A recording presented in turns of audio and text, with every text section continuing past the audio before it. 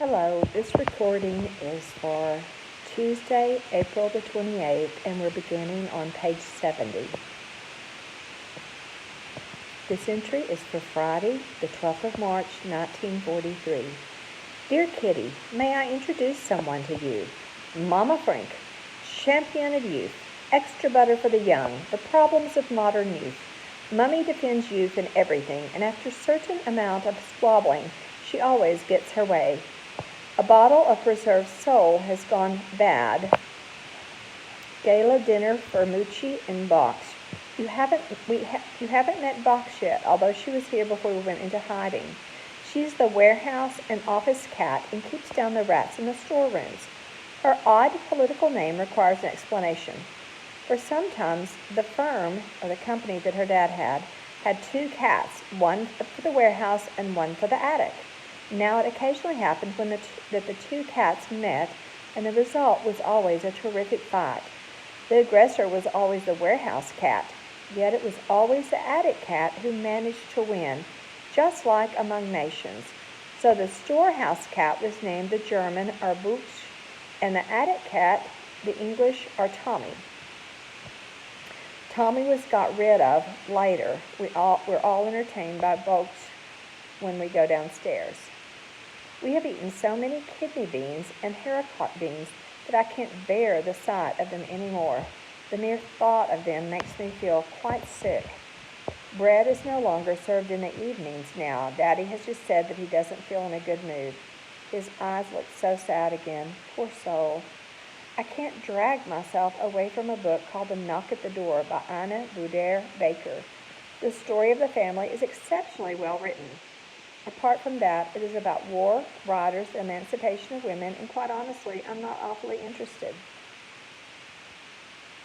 Horrible air raids in Germany. Mr. Van Daan is in a bad mood that cause cigarette shortage. Discussions over the question of whether we should or should not use our canned vegetables ended in our favor. I can't get into a single pair of shoes anymore except ski boots, which are not much use about the house.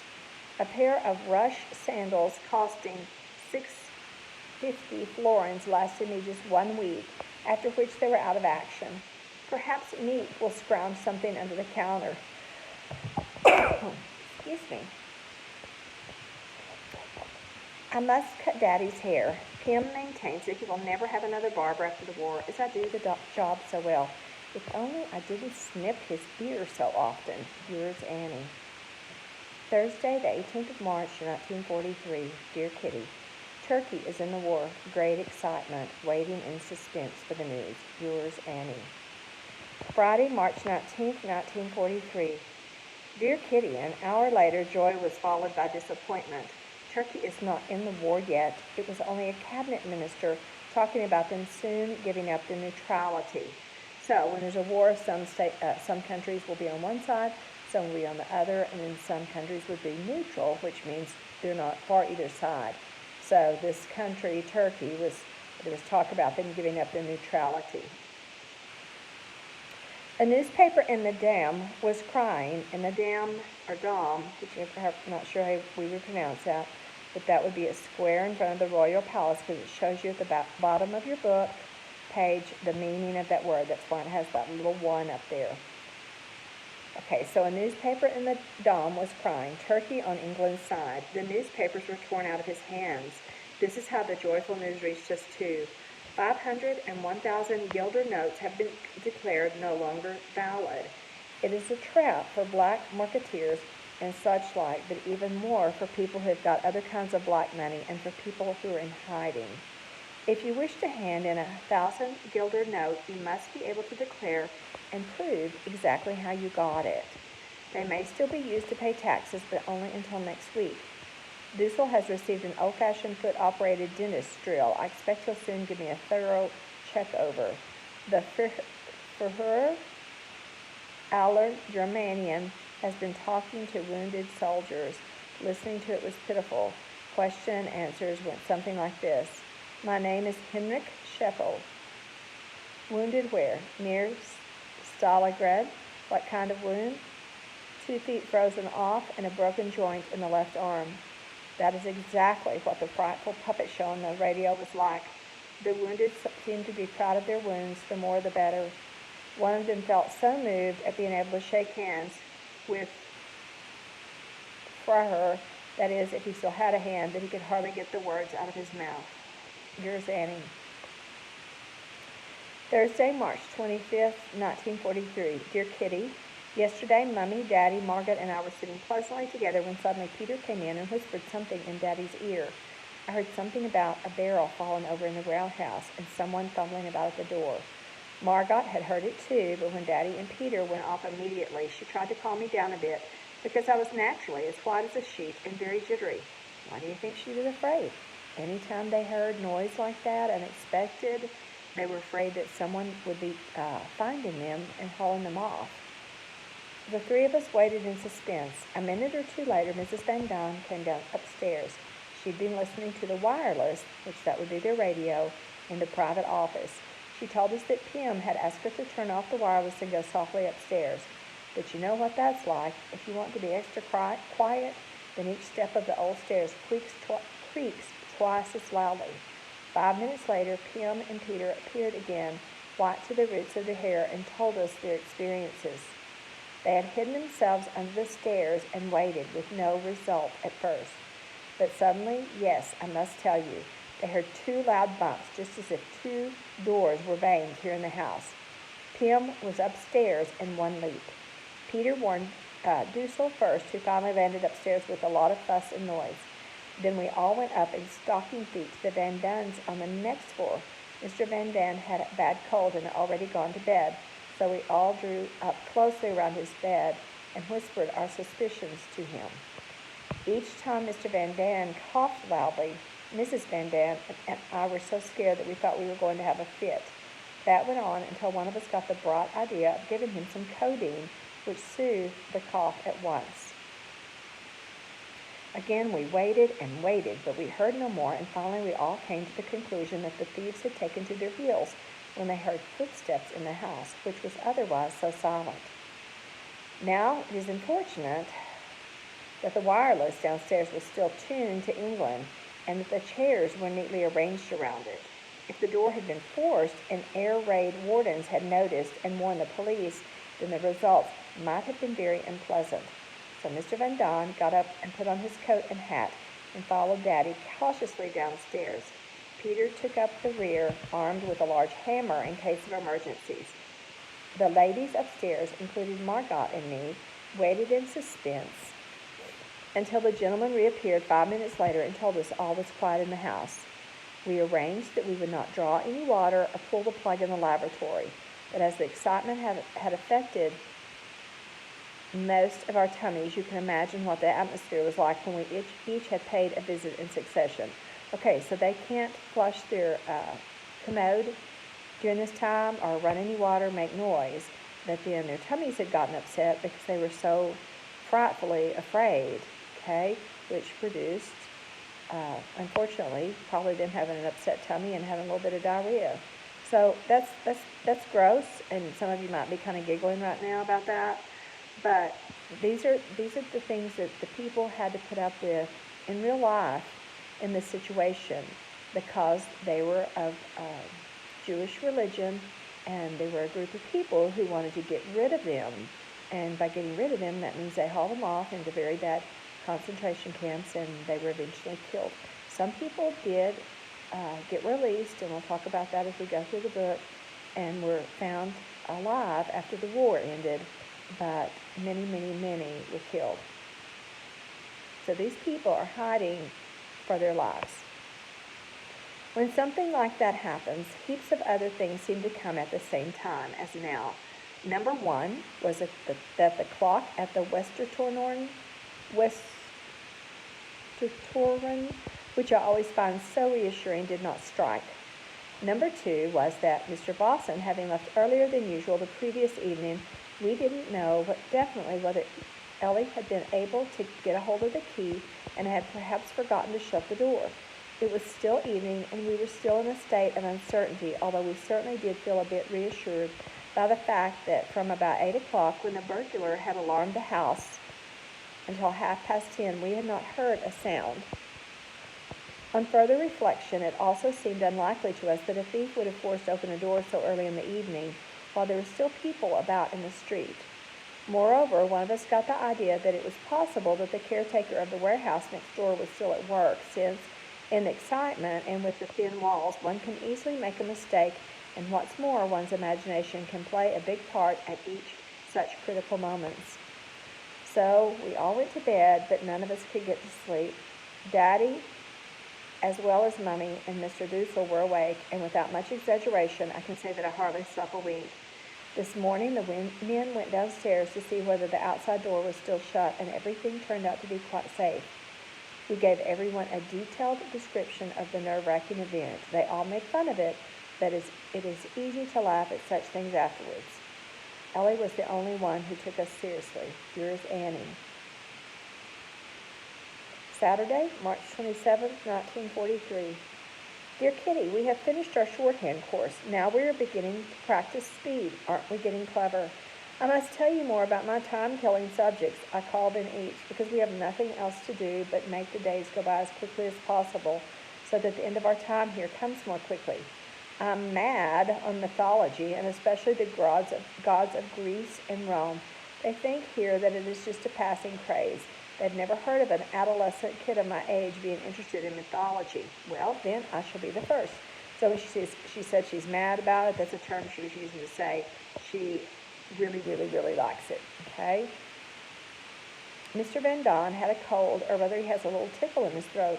He makes a tremendous fuss about it, gargling with chamomile tea, painting his throat with tincture of myrrh, rubbing eucalyptus all over his chest, nose, teeth, and tongue, and then getting into an evil mood on top of all of it all.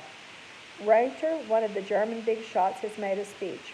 All Jews must be out of the German-occupied countries before July 1st. Between April 1 and May 1, the province of Utrecht must be cleaned out, as if the Jews were cockroaches. Between May 1st and June 1st, the provinces of North and South Holland. Those wretched people are sent to filthy slaughterhouses, like a herd of sick, neglected cattle. But I won't talk about it. I only get nightmares from such thoughts. One good little piece of news is that the German Department of the Labor Exchange has been set on fire by saboteurs. A few days after that, the registrar's office went the same way. Men in German police uniforms gagged the guards and managed to destroy important papers. Yours, Annie. Thursday, April the 1st, 1943. Dear Kitty, I'm really not April fooling, see the date, but the opposite. Today I can easily quote the saying, misfortunes never come singly. That means bad things never happen, just one. To begin with, Mr. Kufus, the one who always cheers us up, had a hemorrhage of the stomach and has got to stay in bed for at least 3 weeks. Secondly, Ellie has the flu. Thirdly, Mr. Vossen is going to the hospital next week. He has probably got an abdominal ulcer. And fourthly, in some important business conferences, the main points of which Daddy had discussed in detail with Mr. Kufus were due to be held, but now there isn't time to explain everything thoroughly to Mr. Kraler. The gentleman who had been expected duly arrived. Even before they came, Daddy was trembling with anxiety as to how the talks would go. If only I could be there. If only I was downstairs, he cried. Why don't you go and lie with one ear pressed against the floor? Then you'll be able to hear everything. So see, her daddy's business was going on without him, and he had men who were friends of theirs and helping take care of them in their hiding, and he was dependent on those men in that business with him to take care of these meetings, and then they all got, were sick and different things happened. So he's not only stressed about their well-being in the secret annex and stressed about his family being caught and hauled off to a concentration camp, he's stressed about his business surviving. Okay, so she said, why don't you go and, put your ear up against the floor, because apparently, the building wasn't built that tightly. Daddy's face cleared, and at 10:30 yesterday morning, Margaret and Pim, 2 ears are better than one, took up their positions on the floor. The talks were not finished in the morning, but by afternoon, Daddy was not in a fit state to continue the listening campaign. He was half paralyzed from remaining in so unusual and uncomfortable position. I took his place at 2:30, and soon we heard voices in the passage. Margot kept me company. The talk at times was so long-winded and boring that quite suddenly I fell asleep on the cold, hard linoleum floor. Margot did not dare to touch me for fear they might hear us, and talking was out of the question. I slept for a good half hour and then woke up with a shock, having forgotten every word of the important discussions. Luckily, Margot had paid more attention. Yours, Annie. Friday, the 2nd day of April, 1943. Dear Kitty, oh dear, I've got another terrible black mark against my name. I was lying in bed yesterday, waiting for Daddy to come and say my prayers with me and wish me good night, when Mummy came into my room, sat on my bed, and asked very nicely, Annie, Daddy can't come yet. Shall I say your prayers with you tonight? No, Mummy, I answered. Mummy got up, paused by my door for a moment, and paused by my bed for a moment and walked slowly towards the door. Suddenly she turned around and with a distorted look on her face said, I don't want to be cross. Love cannot be forced. There were tears in her eyes as she left the room. So the mom felt like Annie didn't love her. I lay still in bed, feeling at once that I had been horrible to push her away so rudely. But I know, too, that I couldn't have answered differently. It simply wouldn't work. I felt sorry for Mummy, very, very sorry, because I had seen for the first time in my life that she minds my coldness. I saw the look of sorrow on her face when she spoke of love not being forced. It is hard to speak the truth, and yet it is the truth. She herself has pushed me away. Her tactless remarks and her crude jokes, which I don't find at all funny, have now made me insensitive to any love from her. Just as I shrank at her hard words, so did her heart when she realized that the love between us was gone. She cried half the night and hardly slept at all. Daddy doesn't look at me, and if he does for a second, then I read in his eyes the words, how can you be so unkind? How can you bring yourself to cause your mother such sorrow? They expect me to apologize, but this is something I can't apologize for because I spoke the truth, and Mummy will have to know it sooner or later anyway. I seem and am, indeed am, indifferent to both Mummy's tears and Daddy's looks, because the first time they are both aware of something which I have always felt. I can only feel sorry for Mummy, who has now had to discover that I have adopted her own attitude. For myself, I remain silent and aloof. I shall not shrink from the truth any longer, because the longer it is put off, the more difficult it will be for them when they do hear it. Yours, Annie. So she's having a really hard time getting along with her mother, and she feels like her mother doesn't love her, and she doesn't care about her mother. I don't know. Do you ever feel that way? I remember being angry with my mother when I was growing up, and we would fight, but it didn't take me long to get over it because, that was my mom, right? So, but she's having these things that she's going through as a teenager, and then besides going through things as a teenager, she's in this horrible position of being closed up in a secret hiding place with people that haven't, weren't even her best friends and relatives. Okay, next entry. April 27th, 1943, Tuesday. Dear Kitty, such quarrels that the whole house thunders. Mummy and I, the Van Dans and Daddy, Mummy and Mrs. Van Dan, everyone is angry with everyone else. Nice atmosphere, isn't it? Annie's usual list of failings has been brought out again and fully ventilated. Mr. Vossen is already in the, that's a big word, been in Gotthard's hospital. And I'm sorry, I had told you earlier this was in Germany. It did happen in Germany, but these people were in Holland. But if you could look on a map on your Google, if you could Google it and find a map, you could see Holland is near Germany. When I get back to the classroom, I'll try to pull down the world map and show y'all so you can get a visual of where it is. Mr. Kufus is up again, the hemorrhaging having stopped sooner than usual. He told us that the registrar's office received additional damage from the fire service, who, instead of just quenching the flames, soaked the whole place with water. I'm glad. The Carlton Hotel is smashed to bits. 2 British planes loaded with incendiary bombs fell right on top of the Officerschen. The whole Wisselstraat single corner is burned down. The air raids on German towns are growing in strength every day. We don't have a single quiet night. I've got dark rings under my eyes from lack of sleep. Our food is miserable. Dry bread and coffee substitute for breakfast. Dinner, spinach or lettuce for a fortnight on end, and a fortnight's about 2 weeks. Potatoes, 20 centimeters long and tasting sweet and rotten. Whoever wants to follow a swimming course should stay in the secret annex. They complain bitterly upstairs, but we don't regard it as such a tragedy. All the men who fought in 1940 or were mobilized have been called up to work for der Führer as prisoners of war. Suppose they're doing that now as a precaution against invasion. Yours, Annie. Saturday, the 1st of May, 1943. Dear Kitty, if I just think of how we live here, I usually come to the conclusion that it is a paradise compared with how other Jews who are not in hiding must be living. Even so, when everything is normal again, I shall be amazed to think that we, who were so spick and span, that means tidy and clean, would have had sunk to such a low level. By this I mean that our manners have declined. For instance, ever since we have been here, we have had one oilcloth on our table, which, owing to much use, is not one of the cleanest. Admittedly, I often try to clean it with a dirty dishcloth, which is more whole than cloth. The table doesn't do us much credit either, in spite of hard scrubbing.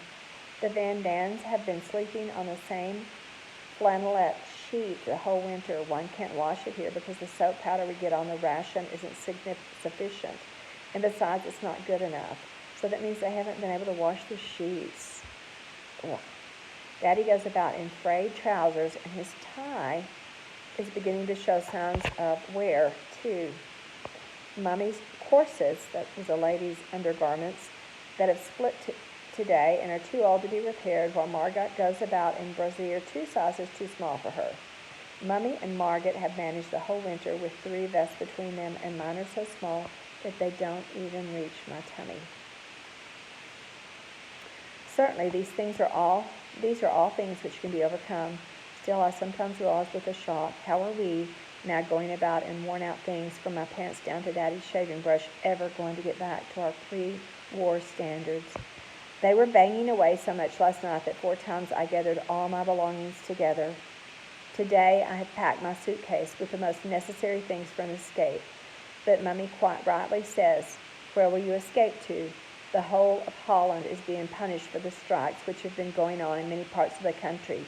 Therefore, a state of siege has been declared, and everyone gets 1 butter coupon less. What naughty old children. So she's saying, that people are being punished, and so that's why she said, what naughty old children. Here's Annie. Tuesday, May 18th, 1943. Dear Kitty, I witnessed a terrific air battle between German and British planes. Unfortunately, a couple of the Allies had to jump from the burning machines. Our milkman, who lives in Halfweg, saw 4 Canadians sitting by the roadside. One of them spoke fluent Dutch. He asked the milkman to give him a light for a cigarette and told him that the crew had consisted of 6 men. The pilot was burned to death, and their fifth man had hidden himself somewhere. The German police came and fetched the 4 perfectly fit men. Oops. I wonder how they managed to have such clear brains after that terrifying parachute trip. Although it is fairly warm, we have to light our fires every other day in order to burn vegetable peelings and refuse. We can't put anything in the garbage pails because we must always think of the warehouse boy, how easily one could be betrayed by being a little careless.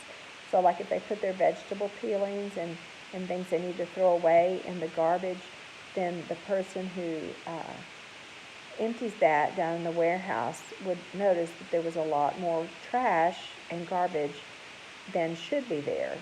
So they have to burn it to keep it hidden. All students who wish either to get their degrees this year or continue their studies are compelled to sign that they are in sympathy with the Germans and approve of the new order. 80% have refused to go against their consciences.